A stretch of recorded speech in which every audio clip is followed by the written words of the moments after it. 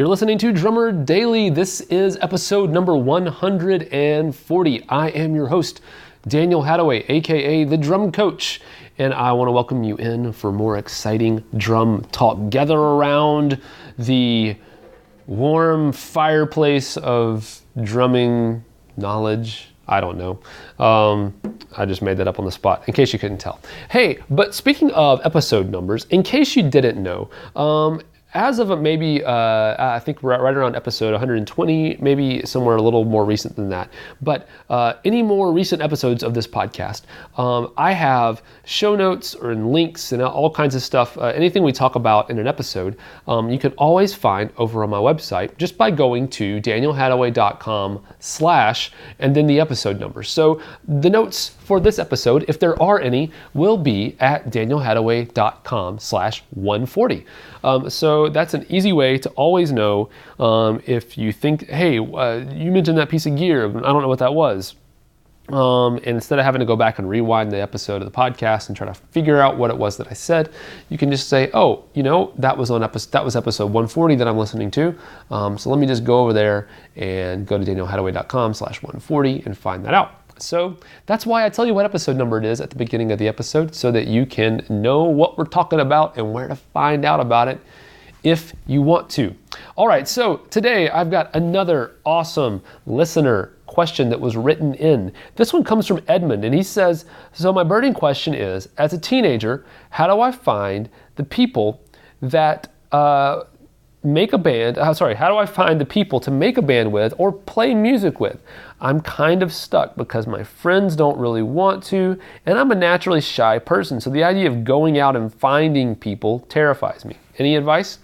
Well, Edmund, that is a great question, and let me tell you that I personally, if you can tell on this podcast, I'm not actually a shy person, but I definitely don't think I enjoy going out and doing what you're describing any more than you would, which is I would not enjoy just going out and being like, talking to strangers, hey, you want to be in a band with me, or whatever it is. And so I personally don't have any experience of starting a band with strangers. So doing what you're talking about specifically, or what you're describing, I don't have any experience as far as doing that, but I do have experience in a couple of other things that might apply to what you're talking about.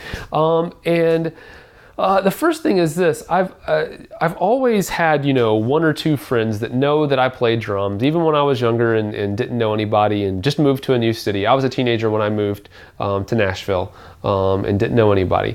I had a couple of friends always, or people that I knew that knew me better than others, and they knew that I played drums. And they might suggest me for something, or know somebody and suggest me for something. And so you definitely don't want to, I know as a teenager it's different too. Like as an adult, it's easy for me to like go to a friend and be like, hey, I'd love to be in a band. So if you happen to meet anybody who wants to be in a band, let them know that I'm doing it. That feels more comfortable to me as an adult, and I'm trying to place myself back in a teenage mindset. And I know that doesn't necessarily sound very exciting as a teenager, or it may not, especially if you're naturally shy anyway. Even going to your friends and saying, hey, keep your eye open for gigs or whatever, doesn't necessarily sound like the most fun thing in the world to do. But it's good to know at least that your friends that you do have, even if they don't want to be in a band with you or they can't be in a band with you, it's good to know that they know that you play drums and that you would like to be in a band. So even if you happen to ask, your friends don't want to do it, and you know they don't want to because you've asked and they said no, you can be encouraged that they still know,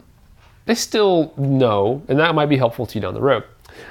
So let me tell you what to do instead, because I don't want to suggest that you go out and I don't like suggesting things to people that I wouldn't do myself. And so while there might be value in just going out and trying to just approach strangers and say, be in a band with me, there probably is some value in that. But if you don't want to do it, I understand, and I don't want to do it personally either, so I'm not going to suggest that you do it.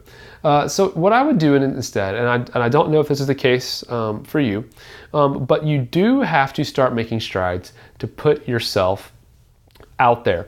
And so the end goal might be, I do believe, right now at least, as I'm recording this podcast in the year 2017, that social media is valuable to musicians, and it is valuable to drummers for finding gigs and connecting with people who might want to play in a band with you, or might want to hire you to play music, even as a teenager. So the end goal is going to be for you to establish yourself on social media somewhere that you are a drummer. And don't worry about the fact that there's so many others out there doing it. There's lots of opportunity still. If someone connects with your type of playing, your style of playing, it doesn't matter how many other drummers there are, because you're the one that person wants to work with or wants to be in a band with. So don't let that scare you. And also, I know that the idea, if you're naturally a shy person, the idea of putting yourself out there right now seems impossible and seems ridiculous and not something that you want to do.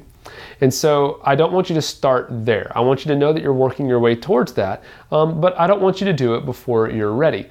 So what I would suggest as a starting point is, if you're already doing stuff on social media, then great. But I'm going to guess that you're not. And so what I would suggest you do is something that I suggest all of my students do through my Pro Drum Academy that I've done. I've had some live classes that we've done there. My one-on-one drum intensives. Every student that I have, I always at some point end up suggesting that they start the process of videoing themselves. So I used to say videotape yourself, but it's not. I mean, that's not a senior citizen when I say videotape yourself now. Video yourself. So get your phone or whatever, out, whatever you've got, your smartphone, whatever it is, and record yourself playing drums. It might be, but the idea with this is this. It might just be you sitting down playing drums for 5 minutes or 2 minutes or whatever it is. The idea at this point is not to put it anywhere, not to post it anywhere. It's just for you to have. And you can delete it once you're done. But basically walk through baby steps of actually putting yourself out there. And the first thing is getting used to seeing yourself play drums. Just like people who sing or people who talk. When I started this this is not true about starting this podcast, but when I did some voiceover work a long time ago, out of necessity, not because I really wanted to or have that amazing of a voice, but I did it because I was in a situation where I had to do it for something I was doing. And it took a long time for me to get used to the sound of my own voice being played back to me through recording. Same way, you're going to have to get used to the sound and the look of you playing drums, looking at it from an outside perspective. So the best thing to do is to just get started going down that path. Basically, desensitize yourself to the sight of yourself doing that stuff. And eventually you'll get used to it, and then you can move on to the next step, which is, maybe you'll share it with some friends or post it to your personal Facebook page personal Facebook, whatever it is, account, whatever. But kind of walk yourself through that slowly. Get yourself out there a little bit. And then another thing to do, that I've not done this personally, but I've seen it work for other people. I actually know some people this has worked for, is how like on Instagram you can location tag, where you're at when you're, posting this video or whatever. Well, you can location tag something somewhere other than where you're actually sitting when you post it. So maybe even if you're not comfortable going out in public to a club or whatever, and talking to musicians or whatever it is, however it is you think you might have, you're imagining you have to do it.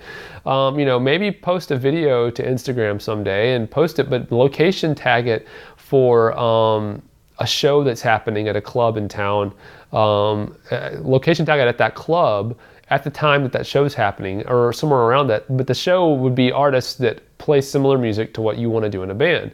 Because the people who are going to be there are going to be into that kind of music, and they're going to be, there's going to be musicians in that crowd going to see shows. And so even if you don't want to go out and meet strangers, you could post something that's location tagged there. And then even in your post, if you want to, you could say, hey, I'm looking for some guys to play in a band with, music similar to, and then list some of the bands that are playing at that show. And then later on, when people who went to that show or missed out on that show and they're kicking themselves that they missed it, are looking back on Instagram and they're Instagram stalking that location to see all the videos and photos from that show, they're also going to see you playing drums, and you're going to be saying, hey, I want to play in a band that's like this. And they're going to say, hey, I want to play in a band like that too. This guy plays drums, looks pretty cool. I'm going to contact this guy. So that's kind of the way that I might do something like that. That can work for people. It has worked for people that I know. So maybe try that out. But those are just a couple of ideas. I know it's tough in this day and age. Back when I was a kid, when I was a teenager, there was no other option. I didn't have the ability to post things online as far as drumming goes. And so I pretty much was stuck. If I wanted to be in a band with somebody, I had to get to know them personally and go walk up to strangers, those kinds of things, which, like I said, I did not like doing either. I wasn't shy per se, but I definitely didn't like doing that kind of stuff either. So I definitely can imagine being someone who might be naturally a little more shy. That seems like the worst thing in the world. So hopefully the ideas that I shared with you today helped you out. Hey, that was a great question. Thank you so much for writing in and asking. And if anyone else, if you want to write in a question and have me answer it on the podcast, just go to danielhadaway.com, click on the contact button, or scroll down on that homepage. I believe there's a form right there on that homepage. Either way, you can find a way to reach me, or you can just email me, daniel@danielhadaway.com, and I'll be happy to answer your question in an upcoming episode of Drummer Daily. All right, thanks for joining me today. I'll talk to you again soon. Bye for now.